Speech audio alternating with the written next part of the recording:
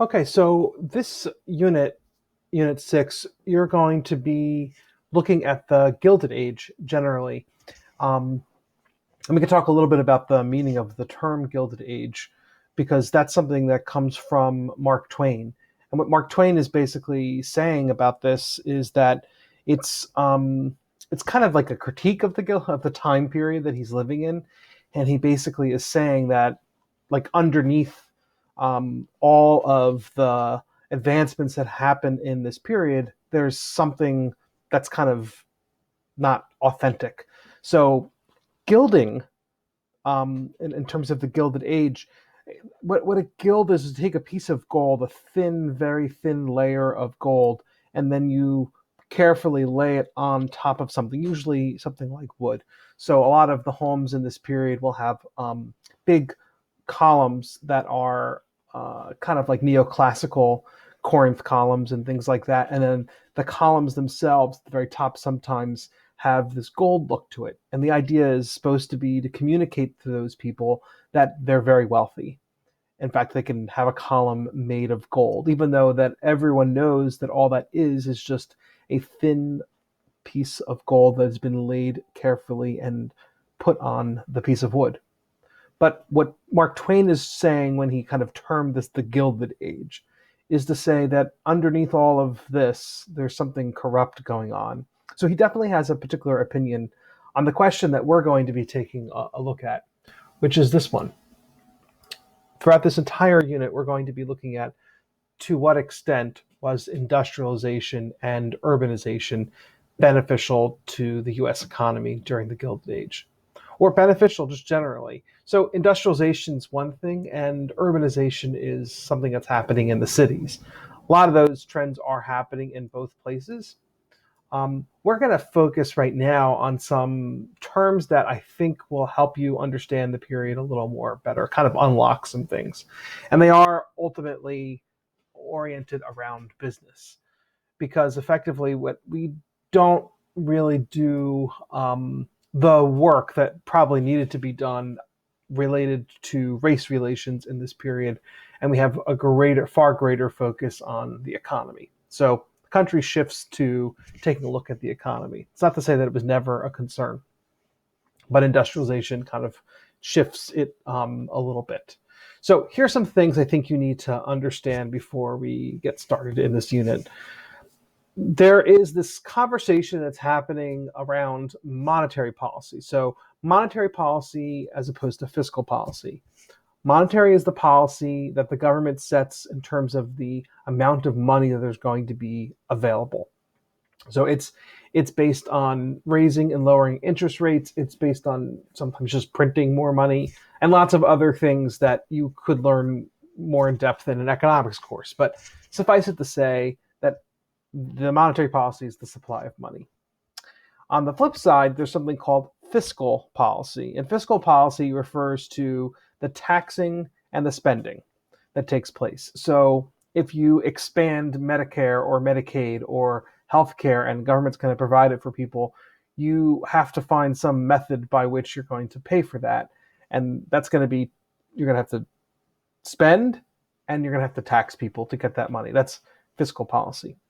Monetary policy is dealing with money, the supply of money. So there are different points of view as to what should happen with monetary policy. You know, the Constitution sets out that money would be coined, but it doesn't say anything really about the paperback that we're kind of familiar with. So the government and its relationship to being able to control the supply of money doesn't really get hammered out until the establishment of the Federal Reserve until 1913. This is a long project that has been going on for a very, very long time, because there is this major problem with banking in the United States. And you've read about them constantly. They call them panics. We call them today recessions, but they were called panics then. And basically the idea was that people panicked, they went to the bank, and they pulled money out of the bank. The Federal Reserve, in theory, is supposed to solve that problem by shoring up banks and putting in rules that banks have to follow in terms of how much money is going to be supplied. So in 1913 and then thereafter, the Federal Reserve has a lot of control over the supply of money. Prior to that, it's not, and by the way, it's kind of a quasi-governmental institution that is basically accountable to Congress, but is like independent. And it becomes this agency that is kind of like focused in on experts. But largely, the decisions about what to do with the supply of money prior to 1913 are political decisions. And more so political decisions. Some people might argue that the Federal Reserve is somewhat political, but it is almost wholly political as to what would happen with monetary policy. And so we get all these runs in the bank. We get all kinds of monetary policy that kind of goes all over the place. But there's basically, you have to think of it this way. There are two camps of people when it comes to monetary policy that we're going to really focus in on. It's the creditors, people that are loaning out the money, and the people that are borrowing. So the chief group of people that are borrowing in the post-Civil War, post-Reconstruction era, the Gilded Age, are farmers. So this is not new. I mean, this has been going on since the founding of the country. Just think about Shays' Rebellion. The reason why they took up arms is because of the worthless money that they were paid in as a result of the war, which was paper money. It led them to have to take out mortgages to work on a farm, and then they were unable to pay these mortgages, and they basically are like people majorly in debt. They would be better off in a different scenario. So creditors and borrowers, chiefly in this era, farmers. So there's basically three different types of money that can be produced that would control the supply of money. And they go from most stable, meaning that the value of it doesn't like change and fluctuate that much. It remains relatively stable, to the most volatile and the most inflationary. So gold, you've heard the term, that's the gold standard, and they mean that metaphorically as the best version of things. Well, what they're basically saying in terms of is harkening back to monetary policy ideas of this era, and maybe even before. Gold is a form of like backing the money, like saying that this dollar that's been printed or anything else is backed by gold, can actually literally be handed in, and you would get gold as a result of it. So that's very, very, very, very stable, and meaning like it doesn't have a price fluctuation that changes that much in comparison to other things. It's very stable, and it generally is non-inflationary, generally speaking, because of its stability. After that would be silver. Not as stable, but pretty stable, and not a little more likely to be subject to inflation. And then you get what they call the greenbacks. You've seen greenbacks before. They're dollars. That's what we like, cash money, like actual physical dollars. We have all other kinds of categories of things that we can add out here that don't exist in this period but do now. But this is the major way that people bought things, is through a gold, silver, or a greenback. And they also could get money that was printed that then could be held in return for gold or silver. So farmers, from their perspective, people that are in debt, people that have a lot of debt, are much better off, generally speaking, with inflation. Inflation's a good thing for farmers, for people in debt. Inflation's good for them. Okay, I'm going to explain why, but I kind of need you to take it as an article of faith that this is true. I'll explain how that's true, but I need you to kind of, if you don't get the reason why, then you just need to memorize the fact that greenback is the most inflationary, and it's better for the people that are in debt, and farmers are better off this way. If you can just memorize that and you're not good at like thinking about this, then check out, because all you really need to do is to memorize this. However, I think some people might want to have an understanding of why this is so. So let's put it into terms that you might understand today. I mean, I know you don't own a home, but I think this can kind of make some sense. Let's say you buy a house and you buy it in 2010. And in 2010, when you bought the house, it was $500,000. And as a result of that, you're going to take out a mortgage. And say, for argument's sake, that your mortgage is for $4,000. For whatever reason, it's that amount. Pretty high rate of interest, but let's just say that's what it is. And you make $8,000 on a monthly salary. Okay. So what would you want to see happen? You're a person that is borrowing money, right? So would you rather have inflation or would you rather have deflation? Well, or just things remaining the same. The better scenario is for you is to have inflation take place. And here's why. Every single month, you're going to pay the mortgage company $4,000. Your house, its value is going to go up if inflation takes place, because that's part of what inflation is. Inflation means that the general rising of prices of things, and your house is one of those things. So if your house were to increase in value because of inflation, those two things usually come together. Your house now is worth $525,000. Were you to sell it, you would make some profit. More than $25,000 because you've been paying off the home for a bit, but at least $25,000. And the amount of money that you're sending the mortgage company is still the same. It's an absolute dollar amount of $4,000 every single month. But because of inflation, your boss gave you a raise. I mean, that's usually also what happens, that as the prices of things change, your salary also will go up. So now $4,000, I don't know what the percentage is. Well, I know what the percentage is for, so like it's $4,000 out of your $8,000 salary. That means that 50% of what you earn is going towards your mortgage. But now it's $4,000 and you earn $10,000. I think my math is right. I'm terrible at math, but I think that means that basically 40%. So it's 50% versus 40%. So you have more money to spend on other things. 10% of your salary can now go to other things. So let's say inflation went crazy. The more crazy inflation goes, the greater the value of your home. And then also that means that your monthly salary probably will also go up. Hopefully inflation and your salary will go up together. That's generally how that works. So farmers looking at this have a lot of debt. Any group of people that have a lot of debt do better with inflation, because that means that the general prices of things have gone up. So has your salary, but your house mortgage has remained flat. The debt remains the same because that's the deal that you made when you struck the deal for mortgage. You didn't say, oh, if inflation rises, you're going to pay more. That's just not how this works.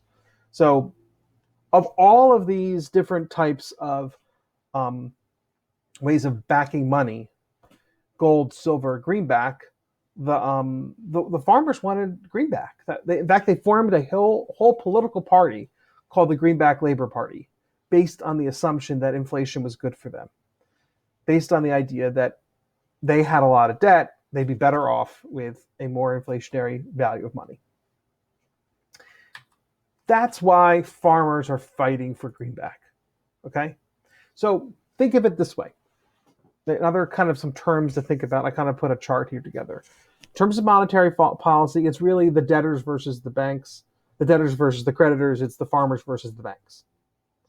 So farmers have always been very critical of the banking institutions, and they are that way because since the founding of the country, in the very beginning of the country, if you had a lot of debt and couldn't pay your debt, you could actually go to prison as a result of that.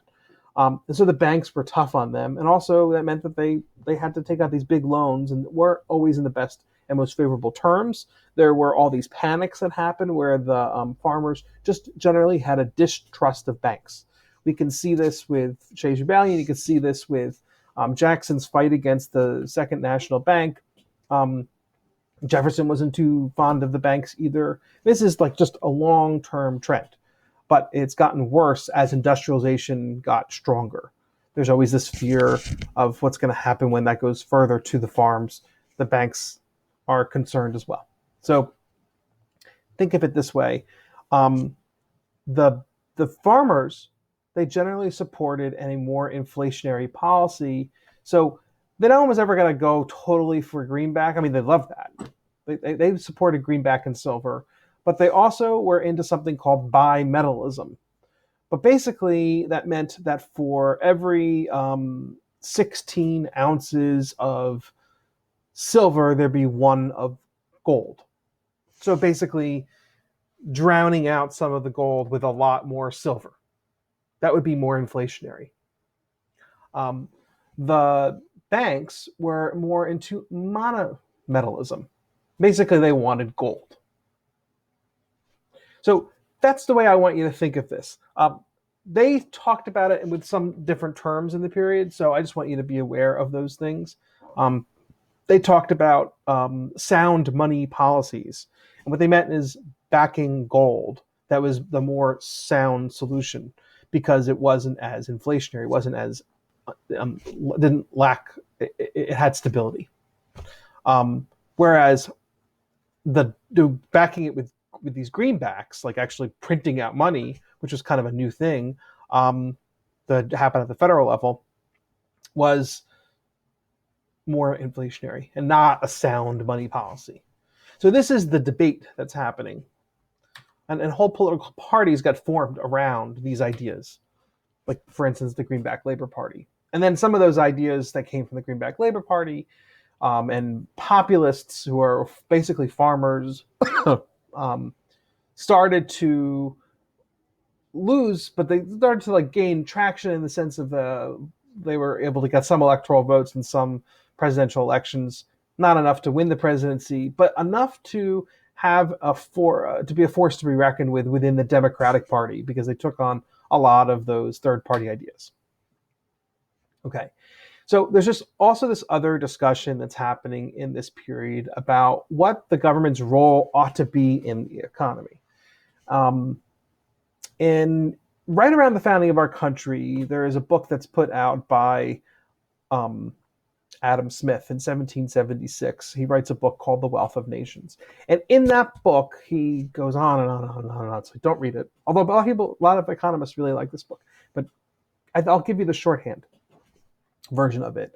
He posits this theory that the reason for a certain, like what we call today a market price, like the supply and demand price, is determined by the people within the market. In other words, buyers and sellers look at a good and they buy it based on what they think the price of that good ought to be. And so therefore suppliers will then react by producing more or less at given prices. So this thing he refers to, the thing that determines the price of a good, is he calls it the invisible hand.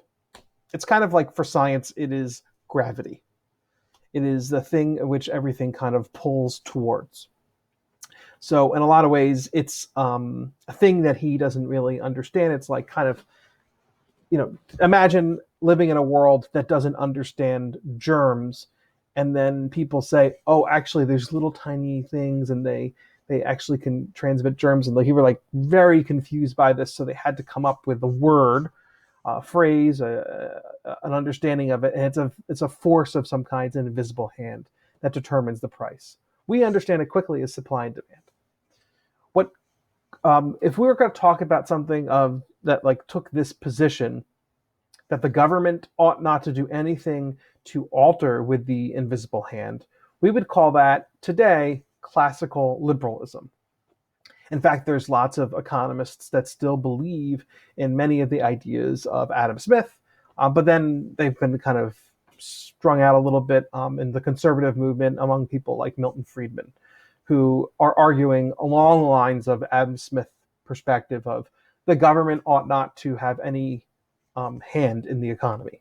Because what that does is it plays along with this invisible force called the invisible hand. It's like playing God or trying to do something um, about gravity. Like you can't mess with gravity. It's a scientific principle in a way, and that this is an economic scientific principle, and that it's not good for that to take place.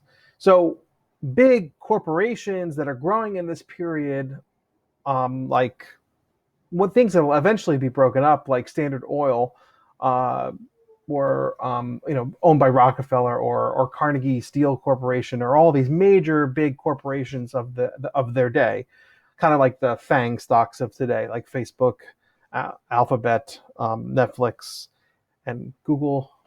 I think I'm getting the wrong A, but anyhow, um, all of these big, humongous corporations that kind of rule our day. For this period, it was industrialized companies like Carnegie Steel Corporation, or rather, it's called U.S. Steel, and Northern Securities was another one, and so was Rockefeller's oil company as well. So this idea that the government ought not to interfere kind of made it difficult for regulation to take place to stop some of these monopolies from taking place.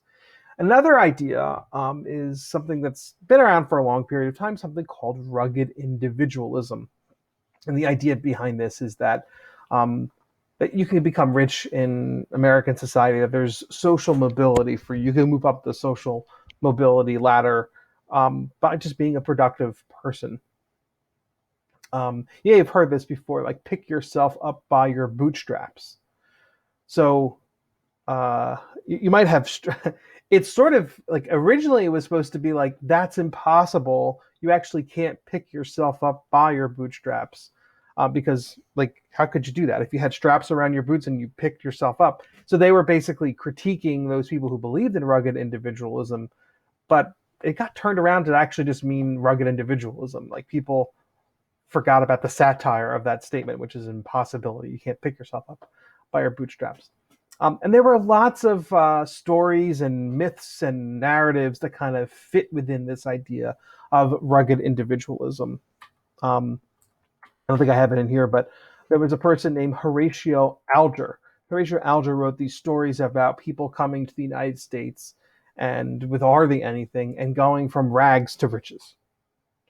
That is the great American myth that a lot of people believed in, and those people who are arguing for, classical liberalism often had this other belief along with it. And these ideas still survive. Many people still believe in this, that it's possible to move yourself up in American society by going up and working hard and being productive. Um, so it's something that kind of lives on, and I think you'll see in like Carnegie, who comes from Scotland, comes with hardly anything and then moves them up into society. So there are groups of people that can make that kind of thing happen. So what aren't they regulating? One of the big things, and it's not new today, but like are things that are happening in this period are mergers that take place. Now we know what mergers are. They don't use that term. Like they, how like they don't talk about the recession, and they don't use the word recession. They say a panic. Well, then they didn't use the word mergers or monopolies. The term that they used then was a trust. So just know that every time that you see the word trust, it just means like a merger that took place or like a monopoly of some kind. So like the sugar trust, the steel trust, the oil trust, all of these different trusts are just basically combinations of different businesses. That's really what they're talking about there. So in the ways in which they kind of combine themselves was, at the time, it was really innovative. Today, it's kind of like, you've seen this so many times. There's vertical integration and horizontal integration. And vertical integration is the idea of taking every part of making a thing and buying out different aspects of it. And Carnegie Steel Corporation, so U.S. Steel, did this. They bought the raw materials, the coke, the iron, the ore, the land, the equipment. Then they also bought intermediate manufacturing, the smelting process, the ironing process, the refining process, the steel Bessemer process that blew air and made the steel stronger. Then they got the filling of the orders, and then the distribution of those orders. Then they had like own like basically everything from soup to nuts. So everything that you would need to make steel. They don't buy other steel companies. They just buy every part of the process and own every aspect of it. And you can do vertical integration. You just have to make sure that you don't monopolize. But they did that. They, in other words, control price. The only way to control price would be to buy through steel, or like pretty much the only way to do that. Then you get horizontal integration. And horizontal integration is basically buying every other company that does the same thing as you.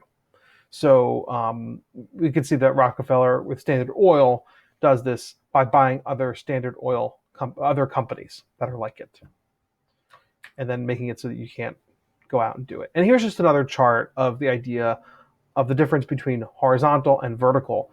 And the big ones you want to use as examples are just say Carnegie Steel or U.S. Steel, and then Standard Oil Company with Rockefeller with horizontal. That would be like the big ones that you need to remember. Other companies did similar things, but those are the terms. So I hope that helps you kind of think about things, because a lot of the terms that they use in this period aren't really used outside of this period or today, and so you kind of need understanding of what they're talking about in that time period.